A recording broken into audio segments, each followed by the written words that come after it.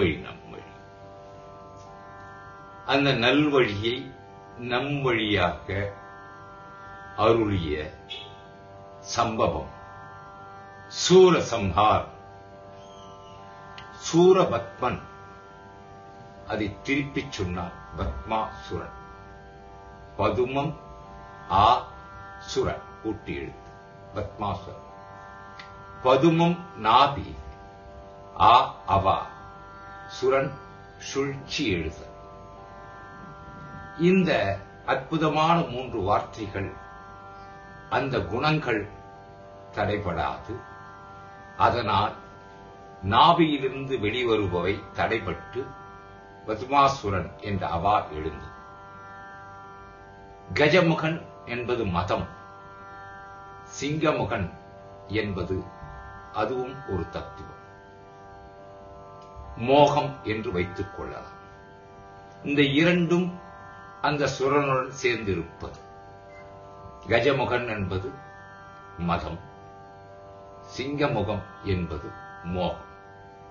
ஆக மதம், மாச்சரியம், மோகம் ஆகியவைகளை ஆன்மமலம், கண்மமலம், மாயாமலம் என்பதை அழித்து விடுகிறது. இதை அழிக்க எவரால முடியவில்லை. பஞ்ச இந்திரியங்கள் சரி, பஞ்ச சக்திகளால். அதனால் சிவனால் தடைப்பட்டது.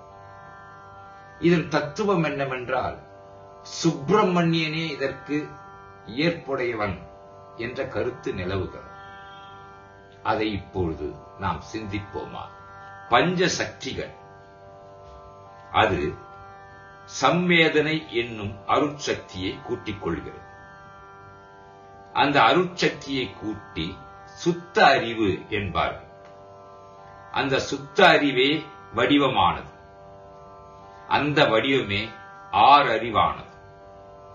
அந்த ஆறறிவென்னும் திருமுகங்களோடு ஞானத்தில் சுத்த ஞானம், கிரியையில் சுத்த கிரியை என்னும் சக்தியுடன் கூர்மை பொருந்திய வேர் என்னும் விவேகத்தால் தயா வடிவால் அவா மோக மதங்களை ஏற்கனவே சொல்லியிருக்கிறோம். பதுமம் நாபி ஆ அவா சுரன் சுழித்து எழுத.